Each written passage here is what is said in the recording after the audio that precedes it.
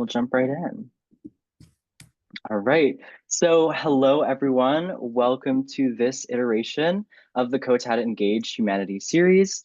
Throughout this series, we'll be speaking with a number of folks who specialize in different areas, including but not limited to LGBTQ plus health, women's health, family-centered care, and other topics. And throughout the series, we're focusing specifically on occupational rights, occupational justice versus injustice, in the context of war, conflict, and genocide.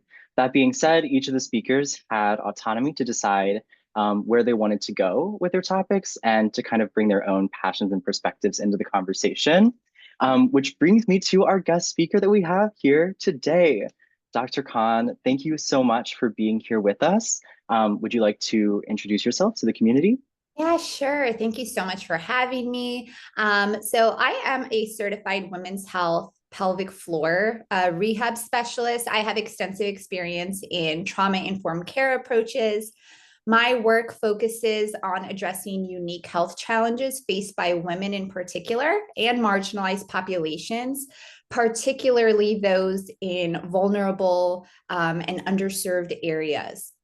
I'm also an assistant professor, and with that, I'm also a women's health researcher. So I explore the intersections of women's health, trauma, and occupational therapy with the goal of advancing health equity and fostering resilience. I believe in strongly advocating for inclusive care, and I am so grateful to be here today to get to talk to you about that. Yay. Thank you for sharing a bit about yourself with us. We are delighted to have you here in this space, and I'm really looking forward to this conversation. So if you're ready, I'll go ahead and kick us off with the first question. Absolutely. So to start off, I would love to get kind of an outline, just an overview of how women's health intersects with the themes we're examining here, the themes of war, conflict, and displacement. So, women's health, specifically in conflict zones, is a deeply human story of resilience, of vulnerability, and unfortunately, also the heavy toll that war takes on physical and mental well being. Now, we have places like Gaza, Sudan, where infrastructure is already strained. So, women are disproportionately affected by the violence, by instability, by displacement now that comes with conflict. And they're often at the center of family care, yet they're the least equipped to access, unfortunately, healthcare or protection. So if we think about, for example, the living conditions in these areas, overcrowded shelters, inadequate water and sanitation. These create the perfect storm for illnesses like respiratory infections, skin diseases, gastrointestinal issues. And women, as primary caregivers, face even greater exposure now to these risks. So many of them report feeling constantly nervous, having nightmares, being unable to sleep, which is truly a reflection of the immense psychological burden that they're carrying. And then on top of that, we have a lack of consistent access to medical care, which leads them struggling to address these health concerns in any meaningful way. Also, a bit of my background, I work in the area of maternal health. And when we're looking at this from a maternal health perspective as well, for pregnant and breastfeeding women, these challenges are even more pronounced. So we have tens of thousands of women in these areas that are struggling to get prenatal, postnatal care that they need. And complications like infections, preterm labor, anemia are alarmingly common. Poor nutrition now further weakens their ability to recover and to care for their newborn. So if you think of it from that lens, also this not only is endangering the lives of these women, but also the lives and the futures of their children. When we look at areas like Sudan, also the human cost becomes even more clear. Women there aren't just caught in the crossfire, they're actually targeted. So sexual violence is often used as a weapon of war, and that often leaves survivors with, not just the physical impacts, but then the psychological trauma. And in many cases, there's pregnancies that are resulting from rape as well. Many of these women are abandoned in their families, in their communities. They're denied access to health care that they desperately need. Even if care were available, the ongoing conflict has severely disrupted healthcare infrastructure. So that means there's little to no support for their physical or for their emotional recovery. And then mental health, of course, takes a significant hit, right? So women carry this dual burden of trauma and caregiving within these fractured families and communities. And the trauma of witnessing ongoing violence, displacement, loss of loved ones now has led to a mental health crisis among women. Many of these women are experiencing post-traumatic stress disorder. They're experiencing depression, anxiety, and these are compounded now by the loss of support networks that displacement often causes. So in many cases, these women are left entirely alone to cope with the weight of their experiences. Wow. I'm taking a moment to absorb and reflect on all of what you're sharing. It's pretty heavy stuff. To me, it's super eye-opening to consider how in situations that are already difficult for everyone within the context of war, conflict, and genocide, these disparities kind of snowball and compound, it sounds like. So for the most vulnerable populations here, namely women, a bad situation becomes even worse with lack of access to healthcare, unfair responsibilities and extra weights that have to do with family and community. Um, Yeah, thank you exactly. so much Even in for. Sudan, like this, the violence that's happening, even in Sudan, is against this backdrop of blocked humanitarian aid and Mhm. crumbling healthcare services. So the survivors even there are facing not just the emotional trauma, but then they have those physical injuries, right? A lot of which are going untreated because of that lack of medical support. Right. So we're getting a lot of great information, and you're really building context for the situation of women everywhere, particularly in the harshest zones of conflict, we might say. Can you please tie in some of the occupational terms that we hear in our field of OSOT? So occupational injustice and occupational deprivation. You've already spoken to this a bit, but can you highlight how those tie in? Yeah, absolutely. So when we're talking about occupational injustice and deprivation in conflict zones particular, it's really about how people, especially women, are prevented from doing things that give their lives structure and things that give their lives meaning. So in these situations, women are often displaced. So they're cut off from their homes, they're cut off from their jobs, they're torn away from their communities.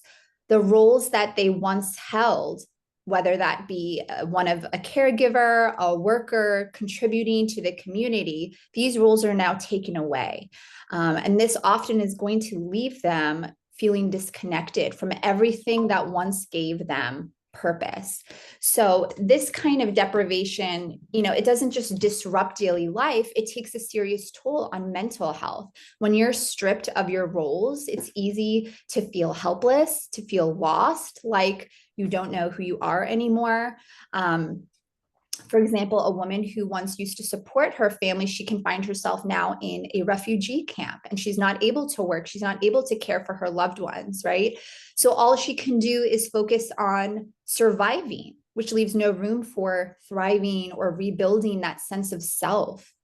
And then when we have also our more marginalized groups like non-cisgender individuals, people with disabilities, or those from ethnic, religious minorities, right? The layers of injustice can be even more severe. So these individuals often face stigma. They face outright violence sometimes that excludes them from these communal activities, from safe shelters, or from any rebuilding efforts. People who have disabilities can find that support systems and resources just don't exist in these settings, leaving them even more isolated and vulnerable. And then, trans women, for example, might not even have access to shelters at all because they're segregated in ways that don't affirm their identities.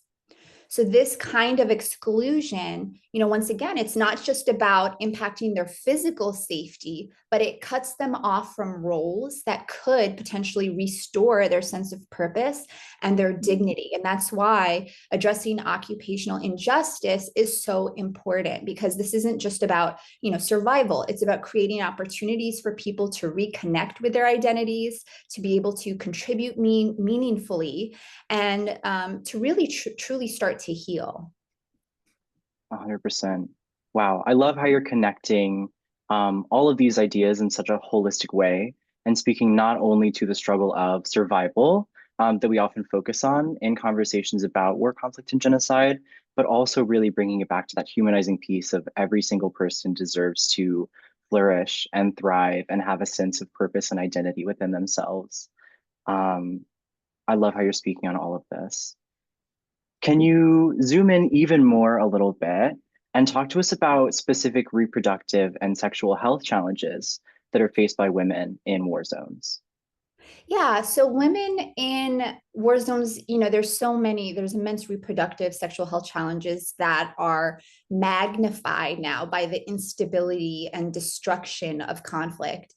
Maternal mortality itself already is alarmingly high in low resource regions. So these surges even further, these are they're magnified even further during conflict and in these areas of conflict. So, for instance, in countries like we mentioned, like Sudan, in Gaza, Yemen, maternal mortality rates are among the highest globally due to pre-existing poverty and fragile healthcare systems.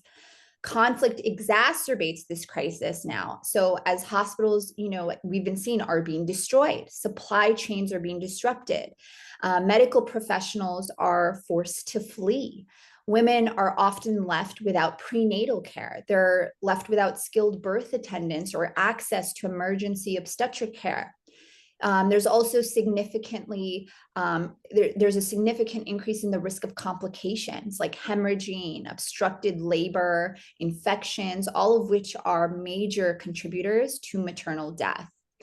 Also, another issue is unintended pregnancies, right? So there's an actual rise in unintended pregnancies in conflict zones due to the lack of access of contraception and also the prevalence of sexual violence. So these pregnancies that are occurring are often occurring now in unsafe environments where women cannot access the care that is needed to ensure that, they're safe. And then unsafe abortions also, unfortunately, are a grim reality for many people, which leads to, then again, life-threatening complications also in the absence of proper medical facilities. So in these conditions, maternal health is not just compromised, it's actually systematically undermined. And then we also have other types of reproductive challenges that we're seeing. So lack of menstrual health resources adds another layer of difficulty. So many women who are in displacement camps or who are in conflict zones have no access to sanitary products or private facilities, for example, to manage their periods. And that itself can result in infections. It obviously can result in discomfort and exclusion then also from daily activities. So this, very basic neglect further is going to marginalize these women, stripping them of their dignity and deepening that sense of vulnerability now. Also, we have our women, once again, who have disabilities and are non-cisgender individuals who are facing compounded risks to their reproductive and sexual health in conflict zones. So, women with disabilities, there's that physical inaccessibility to clinics, the physical inaccessibility to shelters, and that can result in, of course, untreated pregnancies, that can result in infections, complications, that can lead to preventable deaths. Many are also overlooked in emergency responses with medical personnel sometimes not trained to address their specific needs. For non-cisgender individuals, systemic biases, lack of inclusive healthcare further restricts access to essential services like STI testing, contraception, gynecological care. This absence of resources, really that would be tailored to their identities is then going to just exacerbate the physical and that emotional toll that's going to leave them feeling even more vulnerable in already precarious conditions. Mm.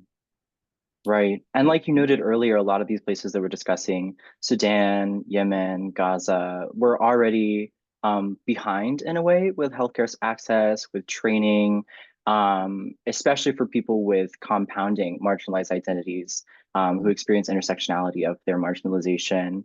And so when it becomes a situation of genocide or of war, of conflict, those disparities are even more, which is really striking. I love how you're tying all of this together and highlighting especially the groups who are left behind when you have Mhm. like the minimal care, because healthcare workers are doing the very best that they Right. can in these zones, even though people fall through the cracks just because of a lack of access, lack of training. So it sounds like we have a lot of work to do as healthcare providers, as occupational therapists to better address those disparities that we're seeing in these places. Mhm. Yeah. And you've mentioned in your speaking a little bit about trauma and PTSD. So this is touching on not just the physical effects of being in these zones, but also the emotional and mental effects that carry on for maybe a lot of time afterward. Can you speak a little bit more about that, and then also how we foster resilience for these individuals? Yeah, absolutely. So post-traumatic stress disorder also, it doesn't just affect psychological well-being. It frequently can manifest in physical symptoms like Mm, chronic pain, gastrointestinal issues, sleep disturbances, unexplained fatigue. So we have many women who develop somatic disorders where emotional distress is expressed through physical symptoms, which further complicates access to care in resource limited settings. For women who are also caregivers, the unprocessed trauma that they're experiencing often ripples through their families, and then it profoundly can affect children as well. mm, Infants of traumatized mothers can experience developmental delays. They can experience poor attachment, heightened stress responses. While we see with older children, they're exposed a little bit, who are exposed to parental trauma, we're seeing a little bit more of the emotional regulation issues, more anxiety, more behavioral challenges. But in the long term, though, these impacts can affect a child's cognitive development. It can affect their social relationships as they age, perpetuating cycles of trauma and stress across generations. mm, And that's also why, as you just mentioned, it's so important also as healthcare providers for us to really embody that trauma informed care approach to address some of these challenges. So, in saying that, we're saying recognizing the effects of trauma and understanding it's about actively reshaping healthcare delivery to ensure that we're not re-traumatizing women. So trauma informed care operates on various principles such as safety, trust, empowerment, cultural competence. So, for example, creating a sense of safety might involve ensuring, there's private spaces for consultations or explicitly obtaining consent before any examination. Trust is more so fostered by consistent communication, transparency, allowing women to express their concerns without fear of judgment. mm, Cultural competence in saying that is really critical in these contexts, especially when we're working with women who are from diverse backgrounds, who may have experienced stigma, they may have experienced systemic neglect. So healthcare providers really should be trained to understand how cultural and societal norms shape a woman's response to trauma and the kind of support that she feels comfortable seeking. Like for example, in some communities, women might prefer female providers, or they might rely heavily on, community networks for validation and healing. Building resilience, also involves community level interventions. So, peer support groups allowing women to share experiences and coping strategies has been proven to help reduce isolation. Skill building programs like vocational training type programs can help to regain a sense of agency and financial independence, which are really important for rebuilding self esteem. And then integrating more of that trauma-informed care, trauma-informed mental health services into primary care to help ensure that women are truly receiving holistic treatment, right? That is addressing both the physical as well as the psychological symptoms simultaneously. So we're really shifting our focus from, what's wrong with you to, what happened to you? Like, you tell me your story, asking more of those open-ended questions. Mhm. To really humanize the patient, right, and Right. meet them where they're at. I really appreciate the trauma-informed care angle of the work that you're doing and how you're speaking to these issues. It's so important. You said we need to make sure that we don't re-traumatize women. And that Right. feels really poignant because there is so much opportunity in the healthcare model as it is to do just that, to take a bad situation and make it even worse by not having cultural humility and sensitivity, by choosing to work with just an individual rather than involving their community or their family in the care model as well. Those things feel so important. And I love how you're tying them all together. So, kind of on that same note, for women in conflict zones, in situations of genocide or war, um, how does family and community health play in, like related to the roles that women inhabit? And what does that look like moving forward, maybe? Well, yeah, I touched on this a little bit earlier, but as said, that children of mothers who are struggling with trauma, they're more likely to face developmental delays. They're more likely to face emotional instability, difficulties in school, which can hinder, of course, long-term being. Families also suffer from a lack of cohesion and support when women are Mm, unable to fulfill their roles or access the resources that are needed to maintain household stability. mm, When we're talking about, going beyond the family unit, also the health of women directly impacts the recovery and resilience of entire communities. Women often take on various roles like informal educators, health advocates, economic contributors. When they are sidelined by poor health or lack of access to services, or when community rebuilding slows and vital social networks weaken, we see also with the displacement, the marginalization of women from these critical roles. These are now leaving gaps that are hard to fill, right? So these are just further deepening those fractures in these already vulnerable populations. So it's impacting, not just the child, not just the family, but the community itself as well. whole communities, absolutely. And so, in taking this very multi-tiered, holistic view of what is happening to women around the world, particularly those in conflict zones, what lies ahead for us as occupational scientists, occupational therapists, and other healthcare professionals in addressing these disparities and helping these women out where they are?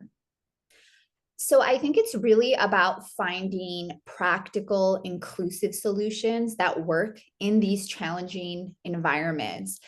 A great way to do that is by using flexible approaches based on or evidence-based, frameworks like the occupational therapy practice framework, which is all about putting a individual's needs at the center. So in this case, for example, the women's needs at the center, using a framework or evidence-based frameworks like this can also help someone focus on rebuilding the routines that they have lost. So once again, when we talk about self-care or taking care of oneself, caregiving, even getting involved in the community again, by working together with women, practitioners can help play these help take small, meaningful steps to help them regain control over their daily lives, manage their mental health stressors, and eventually find ways to contribute economically.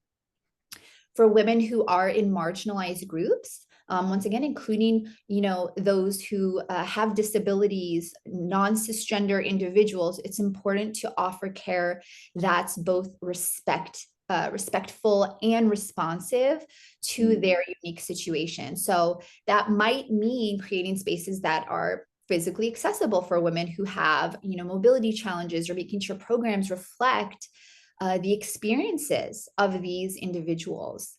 The idea is really to work within the environment that these women are already in, and then adapt solutions to fit the resources and constraints that they're facing. So it's really about meeting them where they are and finding ways to provide support that's going to make a difference. And part of that is collaboration, right? So collaboration is another cornerstone of effective solutions. So women's health cannot be addressed in silos. It requires partnerships across different disciplines.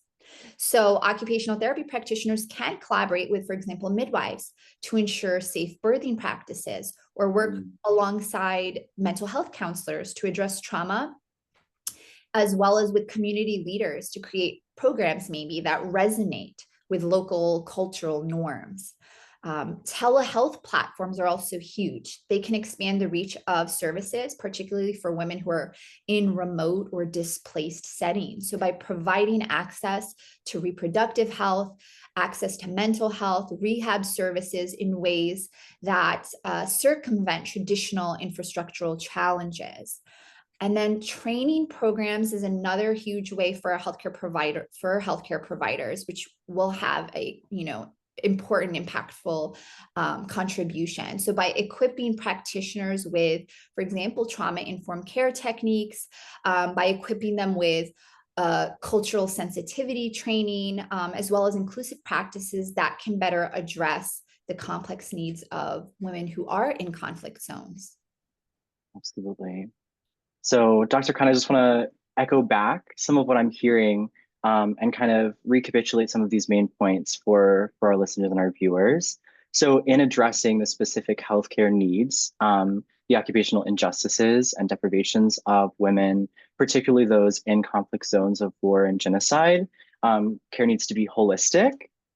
It needs to be humanizing, placing the needs of those individuals, families, and communities at the center of the care model, really meeting people where they're at, leading by listening.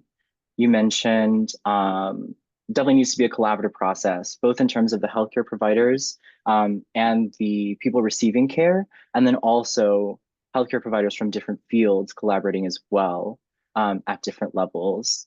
Yeah.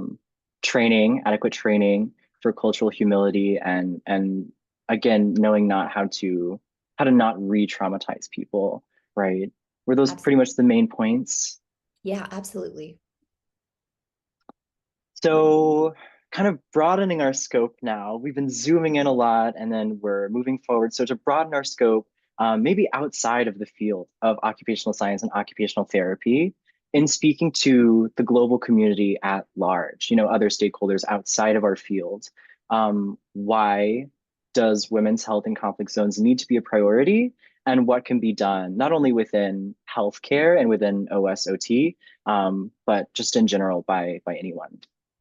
Yeah. So on a more systemic level, I should say, community-driven initiatives can help strengthen these efforts, Mm. empowering local women as health ambassadors, peer educators ensures that any interventions are sustainable and rooted in the needs of the population. A lot more women-led initiatives can help foster trust, particularly in these settings where external organizations are viewed with skepticism. Mm. So just thinking about more of the global community and why this matters, what can be done, there's various practical actions that the community can take. So one being what we spoke about a little bit, we're funding mobile community-based clinics. These clinics are critical in conflict zones where healthcare infrastructure is often destroyed or inaccessible. They can Mm. provide a range of essential services from prenatal to postnatal care to trauma counseling and treatment, also for sexual violence survivors. For example, like Doctors Without Borders have successfully used mobile units to reach displaced populations in places like Yemen and South Sudan. Additionally, mobile clinics can offer gender affirming care, sexual health services also to non-cisgender individuals, and then and in doing that, addressing gaps in traditional healthcare systems. Mm. Another approach is establishing safe spaces. So, really looking at it more through that trauma informed lens, right? So, safe spaces specifically designed for women and marginalized groups can help create an environment where individuals can seek care without fear of violence, without fear of discrimination, of stigma. And these sites can include, for example, on site counseling. It can include support groups, culturally sensitive reproductive health care. So there were safe spaces, for example, in refugee camps in Jordan that have provided Syrian women with access to gynecological services, as well as legal Mm. and psychological support for those survivors of violence. And then another one, kind of what we touched on, also training our local healthcare providers, right? So training them in conflict zones can ensure that they're delivering this trauma-informed, culturally competent care that we're talking about. So teaching them to recognize and respond to signs of post-traumatic stress disorder, provide compassionate support for survivors of sexual violence, and then addressing specific needs of marginalized groups. And then another common way is also providing supplies as well as technology. So essential supplies like menstrual hygiene products, contraceptives, prenatal vitamins, post-rape care kits can also significantly improve women's health outcomes. And then really utilizing more of that technology, telemedicine to bridge the gap where specialized care is not available. And then Mm. also, as occupational therapy practitioners, really advocating for policy changes. So, advocacy at the international level is essential to protect the healthcare rights of women, to protect the healthcare rights of the LGBTQ community in conflict zones. And then separate from that, building community-led programs, right? So local women advocacy groups have invaluable insights into specific health needs of their community. So partnering with them can help ensure that health programs are culturally relevant, that they're being widely accepted. And then lastly, I'd say probably we need more research and we need more data collection in this area. So evidence-based interventions requires robust data on the health challenges that are faced by women and marginalized individuals in these conflict zones. So by investing in research, the global community can identify gaps and tailor solutions that way, right? So for example, surveys on maternal mortality rates in conflict regions have revealed critical areas of needs, prompting targeted responses like emergency obstetric care programs. So having more occupational therapy practitioners as well involved in research in this area. Wow. We really have our work cut out for us, don't we? What a fabulous list of action items, ways to get involved, things that we can be doing as a field, outside of the field, interprofessionally. Um, Thank you so much for naming all of those ways forward. And my main impression from hearing you speak in this last section is that there are a number of ways that we can address these disparities, right? There are countless ways that we can get involved and make a change for the betterment of these people's experiences. So at this point, it's just a matter of kind of bridging those gaps, understanding what we need to do. And I just have so much appreciation and gratitude for people like you who are in this field, understanding what we need to do and speaking with others about it so that we can all join in the fight together. Thank you so much for sharing your perspective, your depth of knowledge, and not least of all, your passion. I can hear as you speak how much you care about these issues, how much you care about women and marginalized individuals. So thank you so much for the work that you do and for sharing your energy with us here at COTAT Engage. Thank you so much. I really appreciate being here. I appreciate being able to speak, about this. I'd love to see more occupational therapy practitioners involved in whatever way that may be, whether it is, through service or whether that they want to try to pursue maybe the research route or even just through advocacy. Right? Standing up for women's rights in these areas is just so important. And I appreciate having the time to be able to talk about that a little bit with you today. So thank you. Absolutely. Are there any final thoughts, maybe like a two-sentence call to action or send off that you'd like to share with our viewers and listeners here? Yeah, sometimes we may be overwhelmed looking at the statistics and looking at all the work that needs to be done. But one little change can really have this ripple effect. So even starting small, and when you're looking at all the damage that's being done in these areas, unfortunately, and the mass impact that it's had on women's health, understanding that just partaking in even just advocacy for women's rights, participating in anything in your community, like reaching out to see even how to provide resources to these areas, those small actions can have a large impact. So think small and small steps. And then, as a community, we can get there if everyone, decides to do one small thing a day. Beautifully said. I love that. Just one small thing a day. We can all Yeah. do that. Well, thank you so much for being here, Dr. Khan. Just to wrap up for everyone, we will be sharing some resources that Dr. Khan has recommended if you'd like to read more about these topics, learn more about how to get involved. So we'll be attaching that wherever this video is posted. Um, yeah, one final time, thank you so much for joining us and for sharing your thoughts. And we will see you all next time. All right. Thank you. Bye. Bye.